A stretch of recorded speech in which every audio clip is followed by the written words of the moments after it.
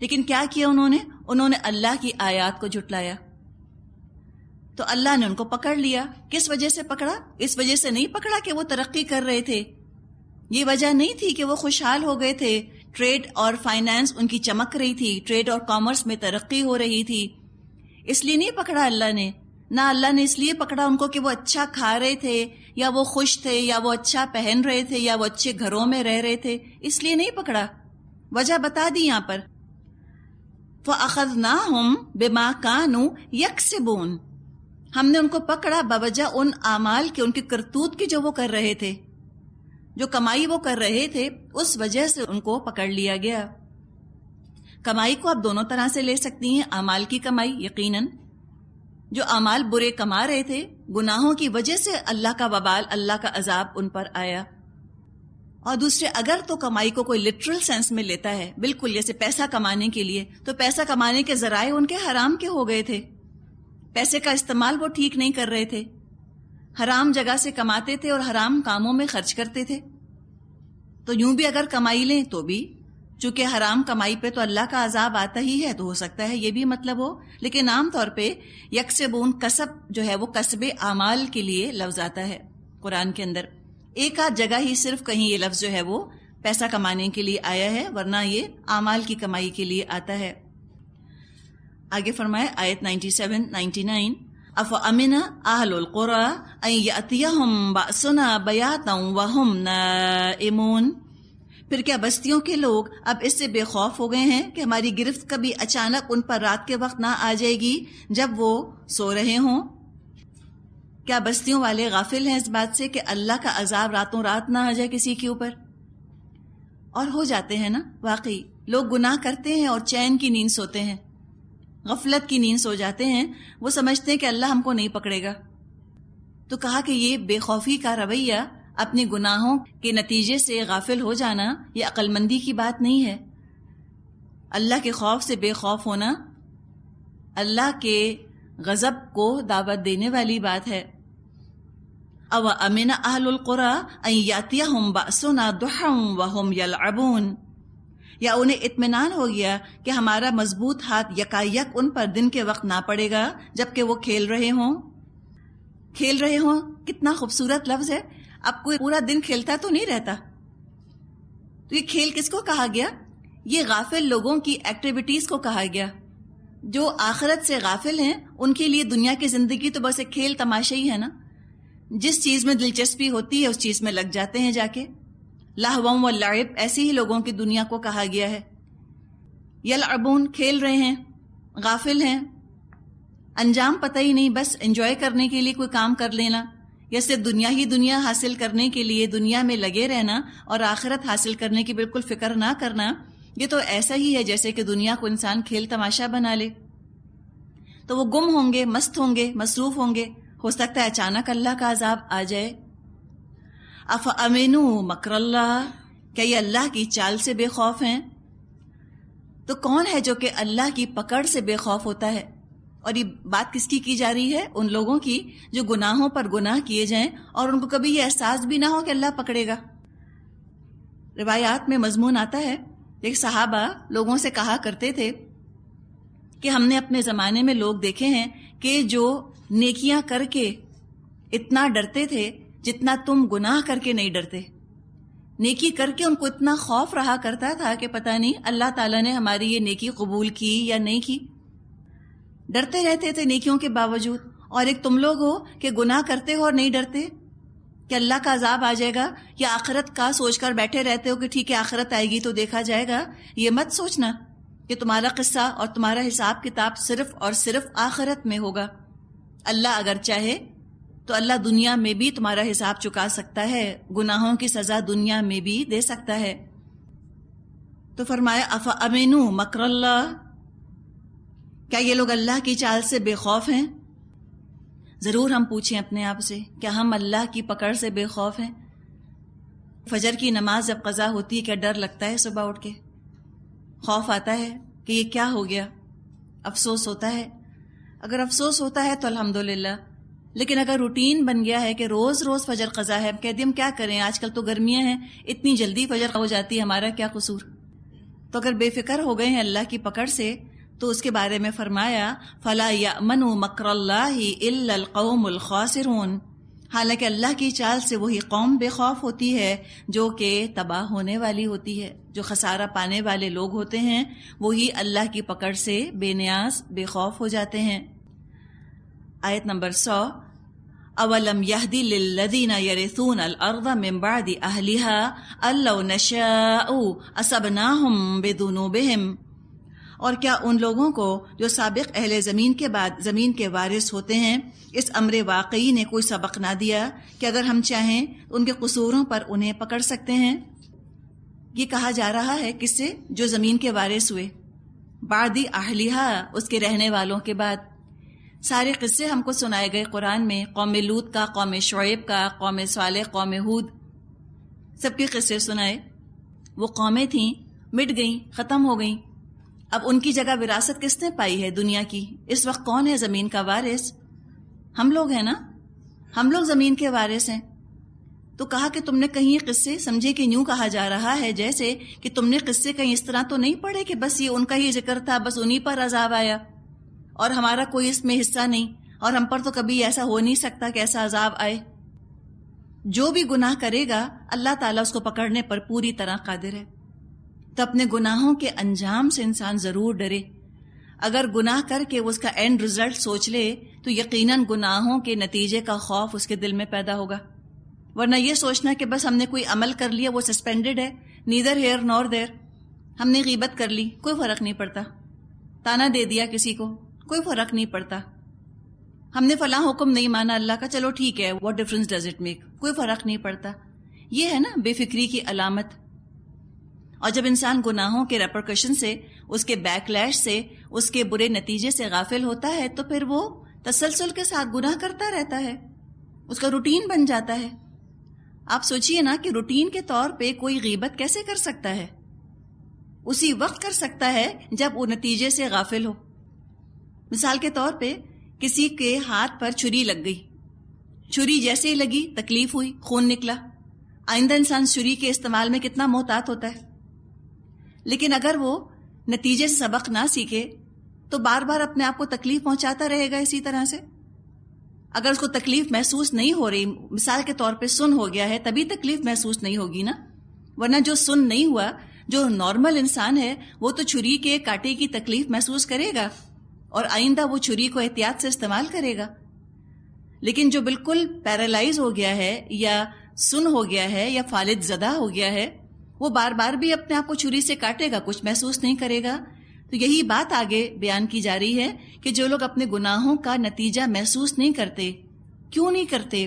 وجہ بتائی، وَنَتْبَعُ عَلَىٰ قُلُوبِهِمْ فَهُمْ لَا يَسْمَعُونَ، اور ہم ان کے دلوں پر مہر لگا دیتے ہیں پھر وہ کچھ نہیں سنتے۔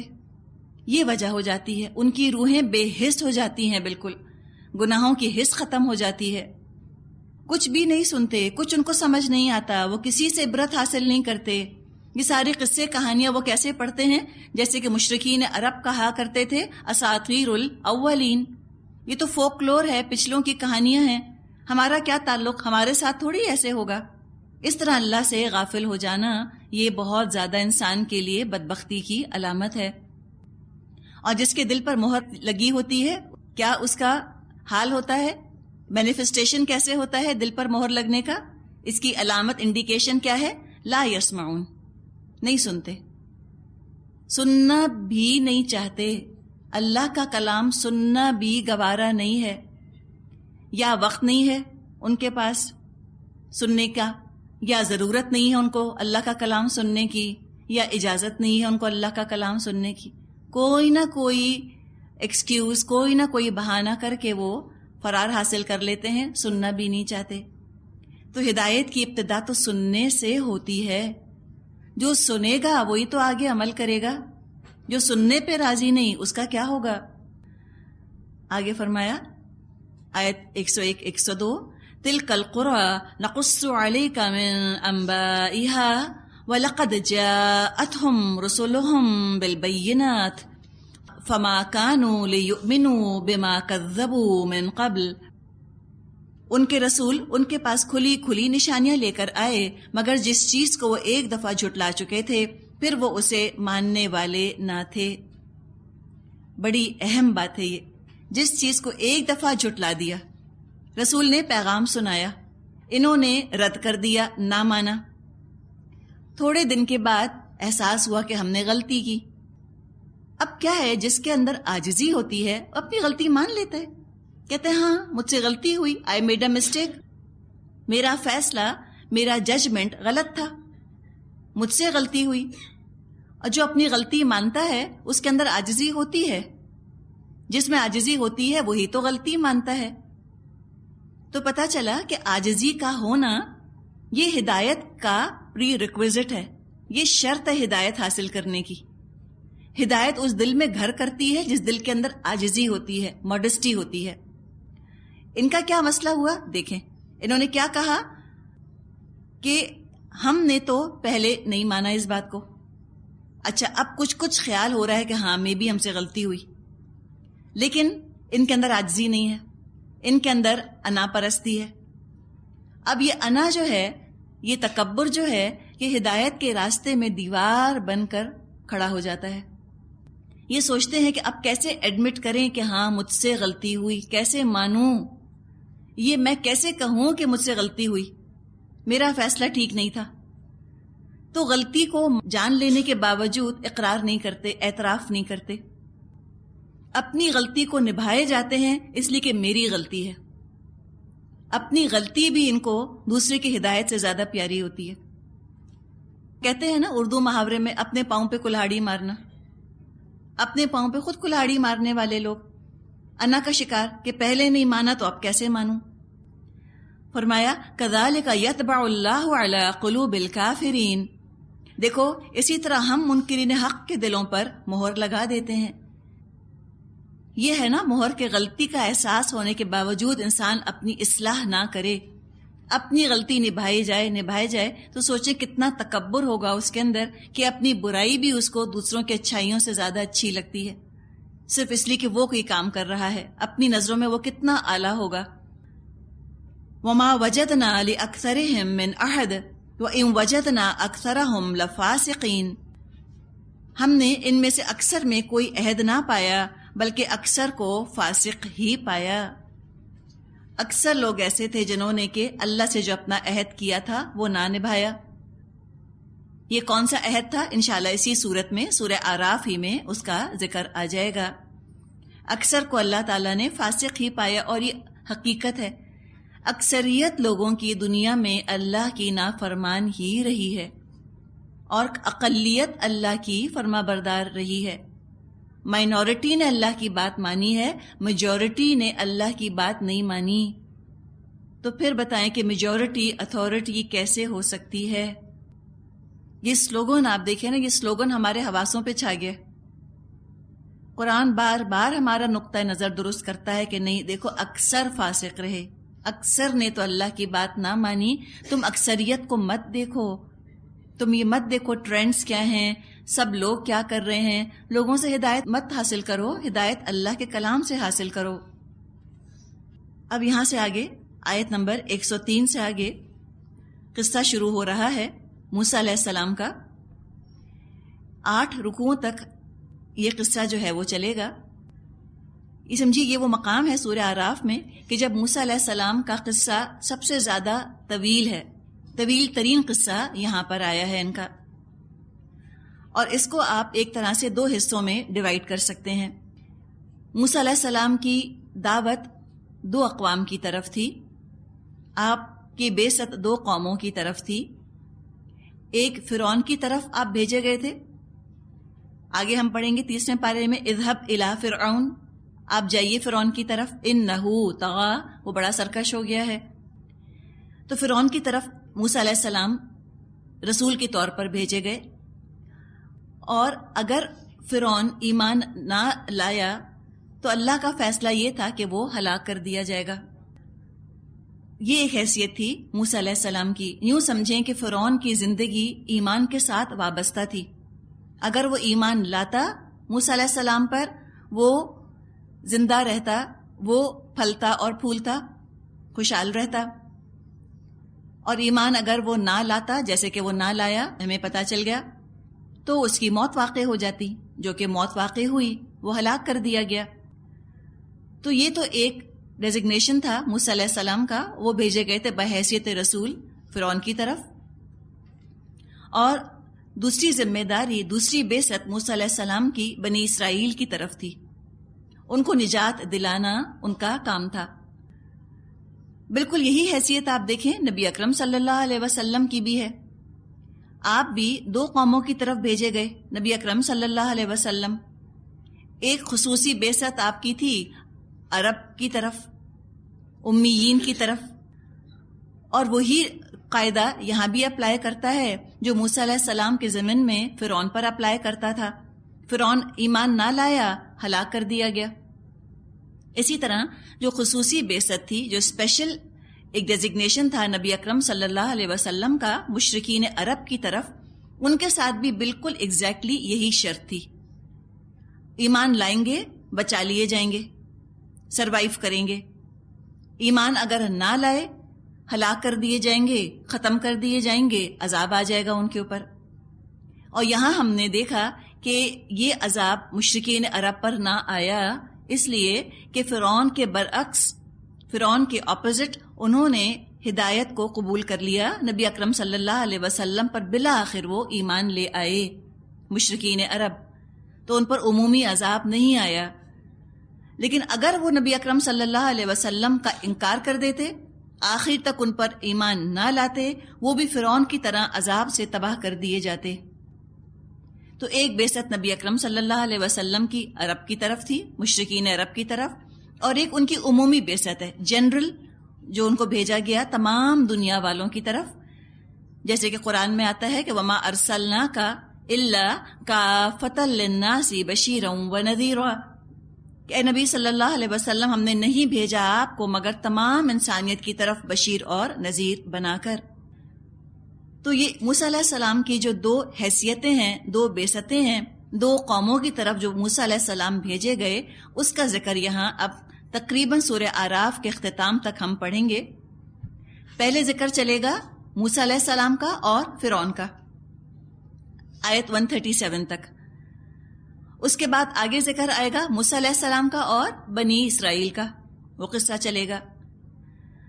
اب اس قصے کے اندر چند اہم سبق ہیں جو کہ قریش کو بھی دیے جا رہے ہیں، یہودیوں کو بھی دیے جا رہے ہیں، اور اہل ایمان کو بھی دیے جا رہے ہیں۔ تو سمجھیں کہ جو قصہ یہاں شروع ہو رہا ہے، اس کے تین مخاطب ہیں، تین لوگوں کو ایڈریس کیا جا رہا ہے، قریش کو بھی، بنی اسرائیل کو بھی، اور مومنوں کو بھی۔ اور ہم جانتے ہیں کہ سورہ اعراف مکی سورت ہے۔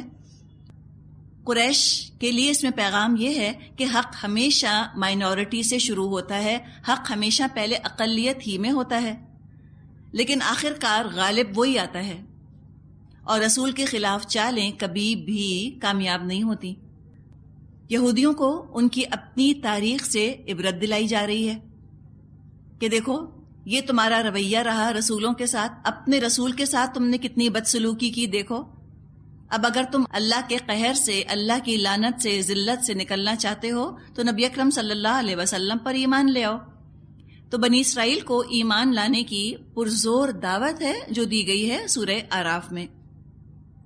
اہل ایمان کے لیے، مومنوں کے لیے دوہرا سبق ہے یہاں پر۔ ایک یہ کہ اپنی قلت، اپنی کمزوری، اور دوسری طرف دشمنوں کی شان و شوکت کو دیکھ کر کم ہمت نہ ہو۔ اللہ کی مدد دیر سے آتی ہے لیکن آتی ضرور ہے۔ یہ مومنوں کے لیے سبق ہے۔ جب حق کی دعوت شروع ہوتی ہے ہمیشہ کمزور ہوتی ہے، لیکن کمزوری کا مطلب ناکامی نہیں ہے، اللہ نے چاہا تو کامیابی بھی ملے گی۔ اور دوسرا سبق یہ ہے کہ ایمان لانے کے بعد جو کوئی بنی اسرائیل کا سا رویہ اختیار کریں گے، بنی اسرائیل کا سا بیہیویئر اختیار کریں گے، انہی کی طرح اللہ کے غضب، اللہ کی لعنت میں گرفتار ہو جائیں گے۔ اللہ کا طریقہ بدلتا نہیں، اللہ نعوذ باللہ متعصب، پریجوڈسڈ نہیں ہے کہ کچھ گناہوں پر بنی اسرائیل کو تو سزا دے دے اور وہی گناہ جب مسلمان اہل ایمان کریں ان کو سزا نہ ملے۔ تو موسیٰ علیہ السلام کے ماننے والوں کو تو سزا ملے اور نبی اکرم صلی اللہ علیہ وسلم کی امت کو سزا نہ ملے؟ یہ نہیں ہو سکتا. اللہ کا قانون بے لاگ ہے، اللہ تو انصاف کرتا ہے. تو یہ سارے سبق ہیں جو کہ دے دیے گئے. اب آگے سے یہاں سے انشاءاللہ تعالی ہم قصہ شروع کرتے ہیں.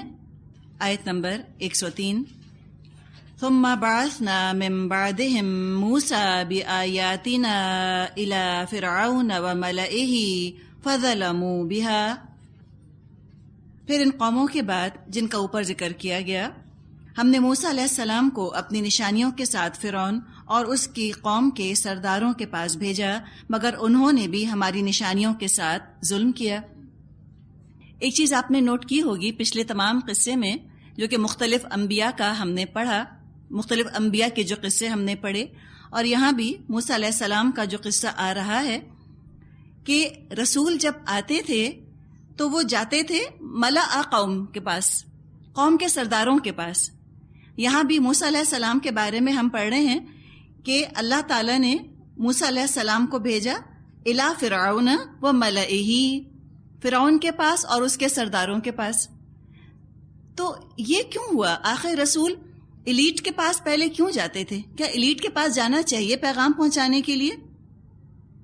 آج کل آپ دیکھیں، آج کل اس بات پہ اعتراض کیا جاتا ہے کہ یہ کیا طریقہ ہے کہ پیسے والوں کو دین بتایا جا رہا ہے. لو اب یہ نیا طریقہ نکلا، یہ ڈیفنس میں بیٹھ کے اور قرآن کی دعوت.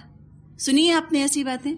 مجھے بتائیں یہ طریقہ کہ اگر ڈیفنس والوں کو قرآن بتایا جا رہا ہے تو کیا یہ غلط ہے؟ یا کوئی لکھ پتی ہے، کوئی کروڑ پتی ہے، کوئی مل اونر ہے، مثال کے طور پہ کچھ بھی لگا لیں، اس کو دین بتانا چاہیے؟ ہم تو سمجھتے ہیں کہ یہ بھی تقوی کے خلاف ہے. کہتے ہیں یہ پیسے والے، ان کو تو بتانے کی ضرورت ہی نہیں. تو باقاعدہ خفا ہو کے اور تانے کی طرح، طنز کی طرح کہتے ہیں کہ تو ڈیفنس والوں کو پڑھاتے ہیں، یہ تو کلفٹن والوں کو پڑھاتے ہیں. تو جب ملا سارے یہیں بیٹھے ہیں تو یہیں بتایا جائے گا یا نہیں؟ ان کو بتانا نہایت ضروری ہے. اور اگر قرآن پڑھا ہوتا لوگوں نے تو ان کو پتا چلتا ہے کہ یہ تو رسول اپنی دعوت کا آغاز ہی ایسے کیا کرتے تھے. وہ دعوت کا آغاز ہی پیسے والوں سے کیا کرتے تھے، اس لیے کہ اگر پیسے والے جو ایلیٹ ہوتے ہیں ایک دفعہ وہ قائل ہو جائیں تو باقی لوگوں کے لیے آسانی ہو جاتی ہے. اور یہ بھی ہمیشہ سے حقیقت رہی کہ پیسے والوں نے مان کے نہ دیا. ان کے اپنے لائف سٹائلز ہوتے تھے، ان کی اپنی تھنکنگ، پیسے کی وجہ سے جو ان کے اندر غرور اور تکبر پیدا ہو چکا ہوتا تھا وہ ہمیشہ ہدایت کے راستے میں رکاوٹ بن کے کھڑا ہو جاتا تھا. تو مانے یا نہ مانے وہ بات اور ہے، لیکن بہرحال دعوت کا آغاز ہمیشہ سرداروں سے کیا گیا، اور آج بھی دعوت کا آغاز ایلیٹ سے ہی کرنے کی ضرورت ہے. آغاز کرنے کی بات کی جا رہی ہے، یہ نہیں کہا جا رہا کہ دین کی دعوت کو ان تک محدود کر دیا جائے اور لمٹ کر دیا جائے اور آگے کسی کو بتایا نہ جائے. نہیں، شروعات ان سے کی جائے. جب بات پیسے والوں کے اور ایلیٹ طبقے کے کان میں پڑتی ہے تو لازمن ہوتے ہوتے پھر وہ گراس روٹ لیول تک بھی فلٹر ڈاؤن کر جاتی ہے. نچلے طبقات تک بھی وہ بات جو ہے، معاشرے کے جو لوور سٹریٹا ہوتے ہیں ان تک بھی پیغام پہنچ جاتا ہے، اور پہنچانے کی ضرورت ہے. ہوتا یہ ہے کہ جہاں سارے کے سارے پیسے والے بات نہیں مانتے، اور رسولوں کے ہم نے قصے سے یہ بات دیکھی کہ اکثر پیسے والوں نے تو بات نہ مانی. صحیح ہے، نہیں مانتے نا، آج بھی نہیں مانتے. اکثر پیسے والے بات نہیں مانتے، چند مانتے ہیں. الحمدللہ پہلے بھی مانتے تھے، رسولوں کی بات بھی مانی. آج بھی کوئی امتی اگر ان کو بتاتا ہے، سب نہیں مانتے تو چند ان میں سے مان لیتے ہیں. اب کیا ہوتا ہے، یہ جو چند مان لیتے ہیں یہ اب دین کے مددگار ہو جاتے ہیں، انصار اللہ بن جاتے ہیں. ان کے پاس وقت ہوتا ہے، ان کے پاس فرصت ہوتی ہے، ان کے پاس پیسہ ہوتا ہے، ان کے پاس ذرائع ہوتے ہیں، مینز ہوتے ہیں ان کے پاس. لہذا جو اللہ نے ان کو نعمتیں دی ہوتی ہیں اور جو یہ غنی ہوتے ہیں، پیسے کی فکر ان کو نہیں ہوتی، چھوٹی چھوٹی فکروں سے آزاد ہوتے ہیں. ان کو یہ فکر نہیں ہوتی کہ گھر میں اب کھانا کون پکائے گا اور گھر کی صفائی کون کرے گا. اللہ نے ان کو غنی کیا ہوتا ہے، ان کے پاس نوکر چاکر ہوتے ہیں. جیسے آج کے حساب سے آپ دیکھیں، گھروں میں نوکر ہیں، گاڑیاں کھڑی ہیں، ڈرائیور ہے، پیٹرول اگر مہنگا بھی ہو گیا تو ان کو فکر نہیں، اس لیے کہ ان کے پاس پیسہ ہے. تو جب اتنی ان کے پاس نعمتیں ہوتی ہیں تو یہ بہتر پوزیشن میں ہوتے ہیں کہ یہ جا کر لوگوں کو تبلیغ کر سکیں. یہ پھر جاتے ہیں، معاشرے میں یہ لوگ پھیل جاتے ہیں، چند ہوتے ہیں. حقیقت ہے کہ بہت تھوڑے ہوتے ہیں، لیکن ان کے پاس پوٹینشیل ہوتا ہے، علم ہوتا ہے، صلاحیت ہوتی ہے، عقل ہوتی ہے، ذرائع ان کے پاس ہوتے ہیں، اور پھر یہ معاشرے میں پھیل جاتے ہیں. نہ صرف معاشرے میں، شہروں کے اندر ہی پھیلتے ہیں، بلکہ یہ گاؤں وغیرہ کے اندر جا کے بھی الحمدللہ تبلیغ کر لیتے ہیں. تو یہ فائدہ ہوتا ہے کہ اسی طبقے میں سے 100 نہیں، چلو ایک ساتھی کوئی مل جائے، الحمدللہ وہ ایک بڑا قیمتی ہوتا ہے. قیمتی کیوں ہوتا ہے؟ اس وجہ سے کہ اس کے پاس نعمتیں ہوتی ہیں، اس کے پاس ذرائع ہوتے ہیں، مینز ہوتے ہیں، اور یہ دنیا اسباب کی دنیا ہے. یہاں انسان کو اسباب چاہیے ہوتے ہیں. دین کو پھیلانے کے لیے پیسہ چاہیے ہوتا ہے، دین کی دعوت پھیلانے کے لیے لوگوں کو فرصت چاہیے ہوتی ہے، لوگوں کو ذرائع چاہیے ہوتے ہیں. تو یہ سردار ہی ہوتے ہیں، یہ ایلیٹ ہی ہوتے ہیں جن کے پاس یہ سارا کچھ ہوتا ہے. تو رسولوں نے بھی اپنی دعوت کا آغاز ہمیشہ سرداروں سے کیا، اور آج بھی جب کوئی دعوت اٹھے اس کا آغاز پیسے والوں سے ہونا چاہیے. پہلے پیغام ان کو بتائیں، اور یہ سب سے مشکل کام ہے پیسے والوں کو پیغام سنانا. آسان کام نہیں ہے، یہ بڑا مشکل کام ہے، لیکن آغاز وہیں سے ہوگا. اور ماننا یا نہ ماننا وہ کسی کی کوئی گارنٹی نہیں لے سکتا کہ ہم بات بتا رہے ہیں تو یہ مان ضرور لیں گے. وہ تو پھر اللہ بہتر جانتا ہے کون مانے گا کون نہیں، لیکن آغاز اس طرح سے ہوتا ہے اور بات رفتہ رفتہ ہوتے ہوتے معاشرے میں پھیل جاتی ہے. اب دیکھیں نا، یہ ایلیٹس ہی تو ہیں جن کے پاس میڈیا ہے، جن کے اختیار میں ٹیلی ویژن ہے، جن کے اختیار میں اخبارات ہیں. میڈیا انہی کے پاس ہے نا، یہ کنٹرول کرتے ہیں. اور ان میں سے اگر بات مان جائیں، یہ ایلیٹ درست ہو جائیں، تو اب سوچیں پورا معاشرہ درست نہ ہو جائے، سارے کے سارے درست ہو جائیں. یا یہ اپنے ریسورسز جمع کر کے اگر دین کے لیے لگا دیں تو دین ترقی کرے گا. ٹھیک ہے، وہ پیسے والے نہیں مانیں گے، باقی عوام جو ہیں وہ ماننے لگیں گے، معاشرے کے لوگوں کے اندر دین پھیل جائے گا. تو دعوت کا آغاز تو وہیں سے ہوتا ہے. اب یہ اور بات ہے کہ وہ بات مانیں یا نہ مانیں. تو موسیٰ علیہ السلام کو اللہ تعالیٰ نے فرعون اور اس کے قوم کے سرداروں کے پاس بھیجا، لیکن انہوں نے بھی اللہ کی نشانیوں کے ساتھ ظلم کیا. ظلم کا مطلب ہوتا ہے وضع شیء غیر محلہ، وضع شیء کسی چیز کا رکھنا، غیر محلہ اس کی جگہ کے علاوہ کسی اور جگہ، یہ ظلم ہو گیا. مراد ہے کہ اللہ کی آیات کو وہ مقام نہ دیا، وہ اہمیت نہ دی جو دینی چاہیے تھی. اتنے پیسے والے تھے، اللہ تعالیٰ نے کیا کچھ ان کو دیا تھا، لیکن انہوں نے ان نعمتوں کا حق نہ ادا کیا. تو کیا ہوا؟ فرمایا فانظر کیف کان عاقبۃ المفسدین، بس دیکھ لو ان مفسدوں کا کیا انجام ہوا. تو فساد بچانے والا اس کو کہا جا رہا ہے جو اللہ کی آیات کو نہ مانے. آج کل فساد کی کیا کیا ڈیفینیشنز ہیں جو ہم دنیا میں سنتے ہیں، ہم کن کن چیزوں کو فساد کہتے ہیں. اور سب سے بڑے جو فسادی ہیں، جو اس فساد کی جڑ ہیں، وہ ہیں جو اللہ کی آیات کو نہیں مانتے. وہی فساد پرپیچویٹ کرنے والے، فساد کی حوصلہ افزائی کرنے والے ہوتے ہیں ہمیشہ.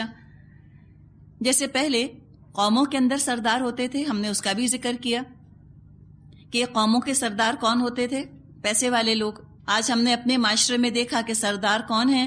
ہم نے کہا جو میڈیا جن کے اختیار میں ہے، یا جو ٹیچرز ہیں، ظاہر ہے وہ سردار کی حیثیت رکھتے ہیں، رول ماڈلز بنتے ہیں.